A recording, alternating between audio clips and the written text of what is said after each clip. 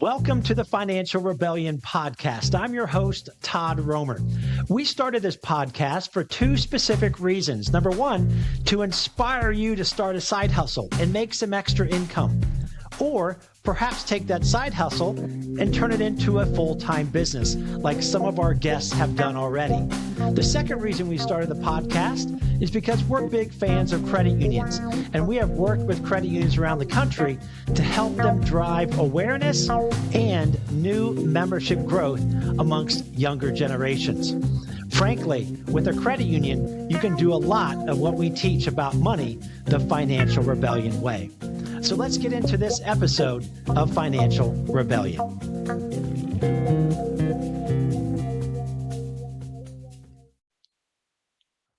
Welcome to the Financial Rebellion podcast. I'm your host, Todd Romer. This week's episode, we're coming to you from Tuscaloosa, Alabama, and we've got Sherman, Max McNally on. So excited to hear about this business. And before we get to them, Anthony and Max, right down the street is a credit union that we've been working with for many years, Alabama Credit Union. They're an excellent way to bank the Financial Rebellion way that we teach around the country. And so we're excited to have them as a shout out for them. But let's get into it. Welcome to the Financial Rebellion podcast, Anthony and Max. Thank you so much, Todd. It's awesome to be here. It's our first podcast, so we're really excited to see what happens, and we're excited to have fun. So I'm looking forward to it. Thanks for having us. Absolutely. Okay, Boost Gum is what we're going to be talking about in a couple of minutes, but every guest has to go through the gauntlet of these two icebreaker questions. I'm going to start with Anthony. Anthony, what is your best money and worst money move that you've made in the last few years or as recent as yesterday?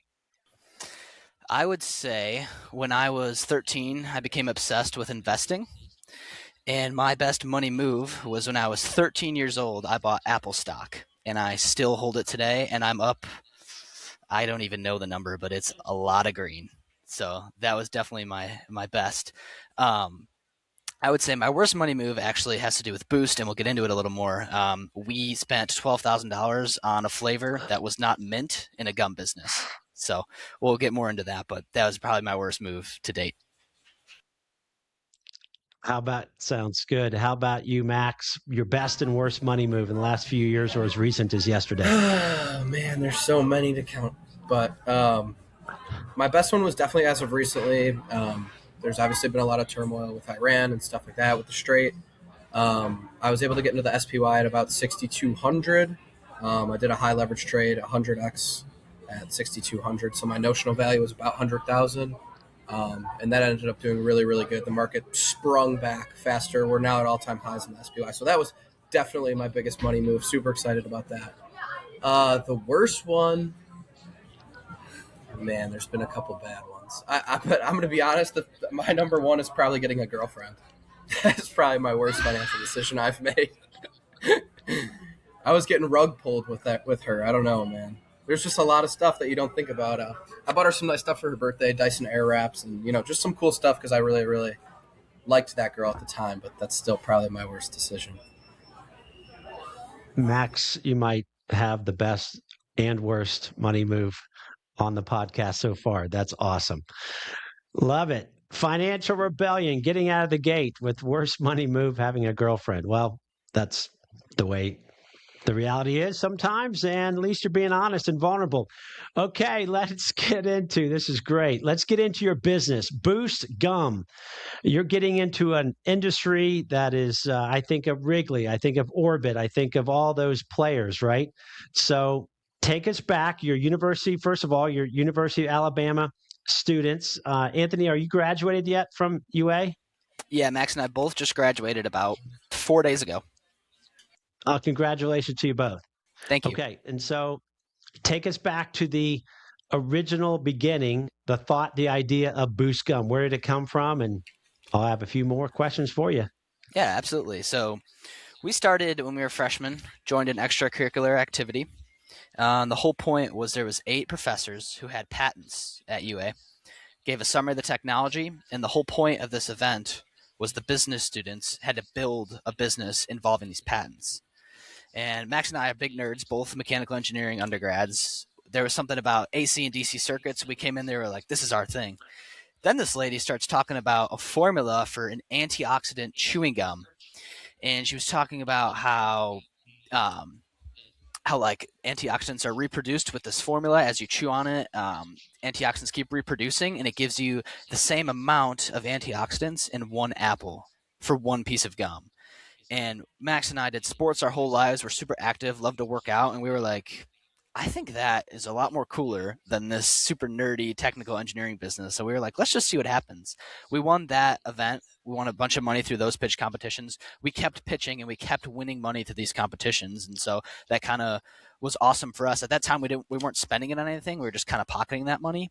But then we became the exclusive licensee of the patent that we actually built around originally. So we are now the only company in the world who can make antioxidant chewing gum to this level. And once we did that, we used the pitch competition money to go out and find a professional manufacturer, start getting it actually made. It gets made out in Kansas now. And then that was the point where like now we have samples. We can go around and tell people like, hey, try this. Let me know what you think. How can we change it to make it better? So that's kind of Boost in a nutshell. How long did it take you to get a patent for this antioxidant gum? Yeah. So, one of the biggest things I learned about working with universities is that they are very careful and they check all the boxes, they cross all the T's, they dot all the I's. And so they take a very, very secure approach. And that means it takes a long time. So we started this October 2023, and the patent was officially granted to us on June 4th of 2025. So about a year and a half to get that patent. So if you're on Shark Tank, that's a question they'd ask, and they're going to be like, all the heads are going to be like, nice, you got the patent, right? So, okay, that's a big deal. Yeah. How much you've been winning some pitch competitions on campus or around Tuscaloosa or anywhere, I guess. So how much of your own money have you both put in? You don't have to say exact, just Yeah. you put maybe just give me the fact that you've put some money, your own money in, right? So we're super proud to say this. We claim that we're lean and mean. We're the leanest and meanest business you'll find. We've actually spent $0 of our own money on this business because it's been fully funded from pitch competitions. Now, there was a time where the cash flow wasn't where it needed to be, and we each invested $5,000 each to get a manufacturing order. But we just actually won a $50,000 pitch competition, and where we're going to pay ourselves back for that investment if it makes sense. If the business needs it, we'll funnel it into the business. But that's kind of our situation right now. That's great. Okay, Max, what is your role with Boost Gum? Me and Anthony are 50-50 partners, original founders in a small town from Chicago is where we started. We grew up. We were having sleepovers, stealing golf balls from the local course, washing them off, selling them on eBay. We've been these little hustler friends having sleepovers our whole lives. So when we got to the university, it was like, all right, we got the resources. We have the patent. Let's go 50-50 on this and take it all the way. So, yeah, basically we delegate tasks completely evenly. I would say that I'm a little more technology focused. He's a little more in the doors of retail, talking to people, shaking hands. I'm a little more behind the scenes, but essentially the roles are, hey, I got finals this week. I really need you to pick up some slack. And then I fill in, he fills in. But I don't know. I always tell the people that I'm talking to that I do a 40-40. So I did 40 hours of engineering and 40 hours of the company afterwards. So a very exhausted life, but definitely fulfilled now. I'm only working on Boost. I do 50, 60 hours, and that's still a lot, but it doesn't feel like a lot. So a lot happier and healthier nowadays. It's a great summary from Chicago, growing up selling golf balls, delivering newspapers, whatever it is, cutting grass, having your own mini business. That seems to be a classic upbringing for those who have started businesses, right? Okay, so Anthony, for you, and then we'll ask Max as well. What have you learned about yourself in the last 3 years since you had this idea of Boost Gum? What have you learned truly about yourself when things are going good and things can also not go so good at times? Yeah, this is a great question. I love this question. I guess the first thing was I always didn't really like complainers, but now I've learned that I hate complainers and complaining in general. I grew up my whole life doing wrestling and football, so I was in sports a lot. I had to do a lot of weight cutting. I had to do a lot of hard things through those sports, and I was taught at a very young age, when you're faced with a problem, you just do it. You do the things to solve it, and you get it done. You don't try and work around. You don't try and find loopholes. And I think that translates into business directly. And so that's kind of how I approach problems. And when people look at a problem and start complaining about it and figuring out how can we not face the problem or go around it instead of going through it, it really bugs me. And so, like, as we're stepping into a phase of hiring people, and now we've got to be more managerial, I have to know that about myself. And maybe I'm a little more extreme than normal people are in that realm of facing problems. So it's good to know that about myself. And as long as I'm self-aware as I approach managing other people, I think we'll figure out how it works best for everyone. Max, how about you? What have you found out about yourself the last few years through this process? I mean, I could probably sit here for hours and say all the things that I've learned, but the biggest thing I'd say is I'm really addicted to the journey, not the destination. For example, there's this big $50,000 pitch competition in Alabama.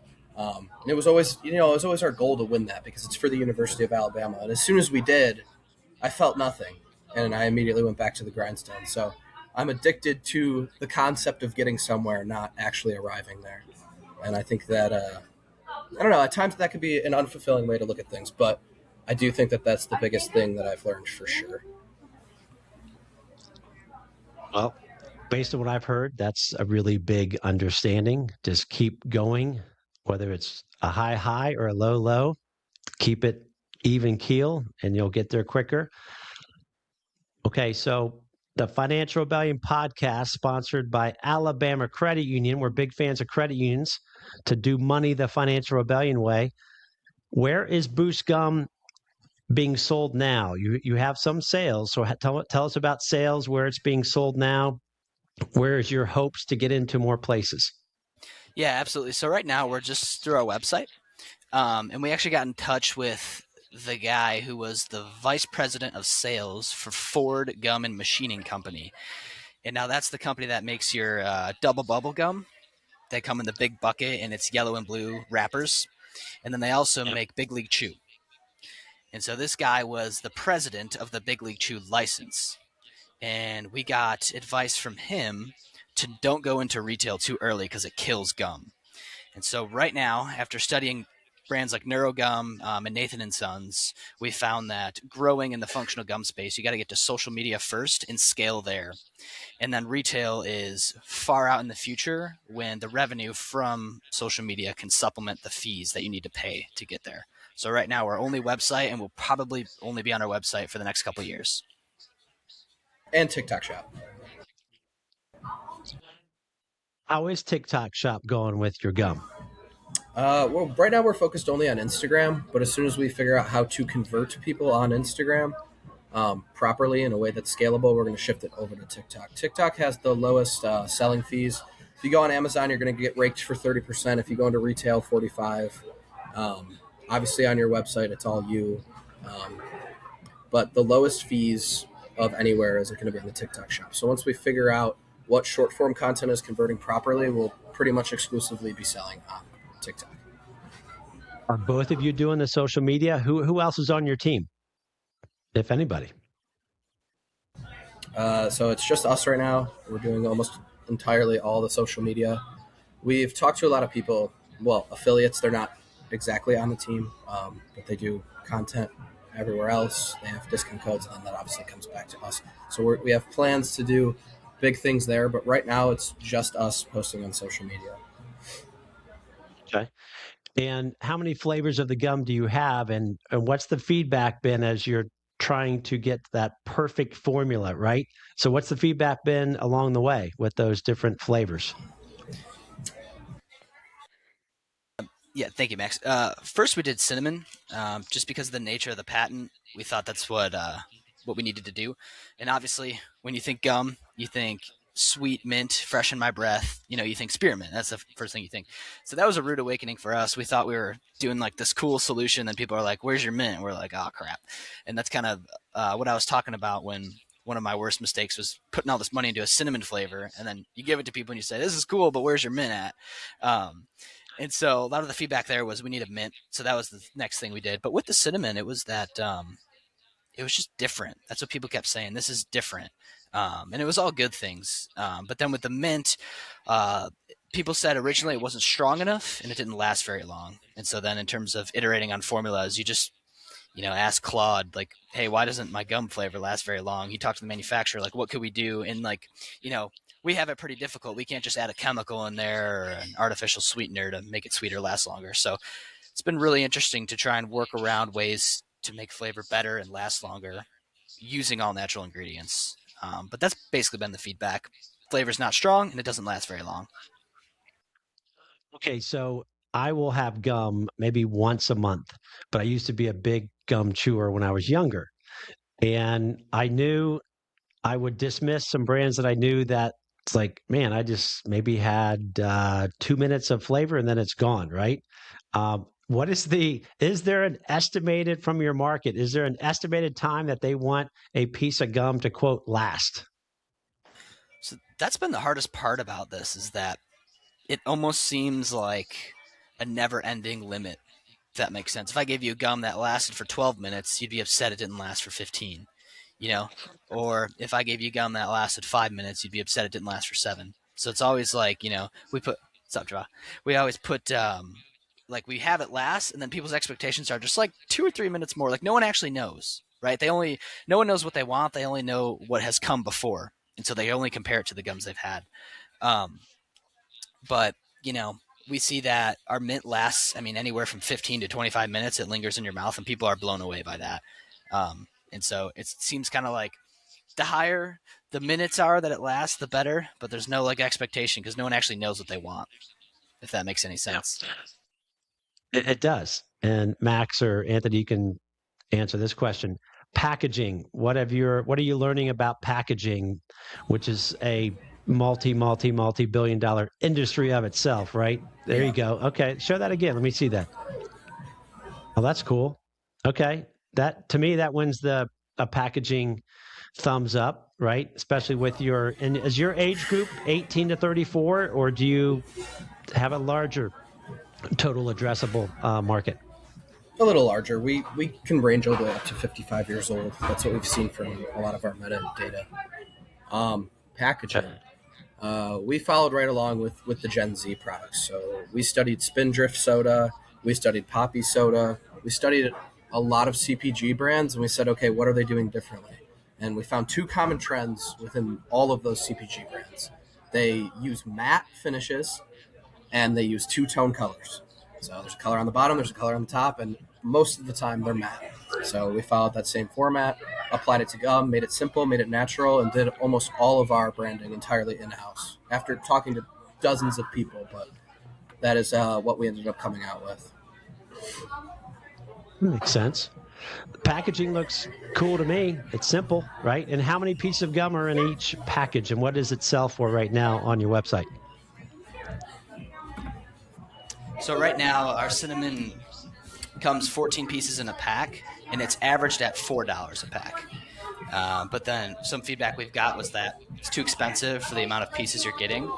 And so then we're going to up it to 16 pieces at the same price. Okay. Nice. Okay, Max, this is for you. What is when the biggest? Okay, that's cool. You're showing me some spearmint boost. Okay, yeah, that's so I pretty figured cool. I'd just bring up our spearmint flavor. It'll be released in about 2 weeks, but this is going to be the front packaging of that. Yeah, that's good looking. That's really good looking art as well. Thank you very much. Simple. Love the green. Okay, so Max, the biggest thing we were talking about this before we got on the podcast, right? We have some technical issues and how you said, well, if this is not entrepreneurship, I don't know what is, because when things don't go the right way. And, I've been an entrepreneur for a long time, and I have wanted to give up a lot of times, right?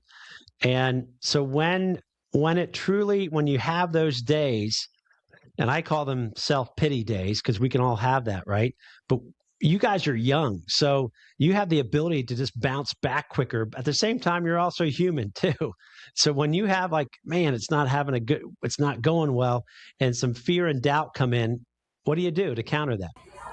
Yeah, I mean that's a great question. I've definitely had trouble with my mental health trying to start this and just being constantly overrun 24/7. So for me, I rely on my family. I always go back to my mom, my dad. I play a board game with them. I loosen up, and I just enjoy spending time with my grandparents. To me, that's a great escape. Additionally, I'll go over to a friend's house. I like to be outside. I like to play pickleball. Anything that is like athletic based, I love. It takes my mind off almost everything, and I love going to the gym.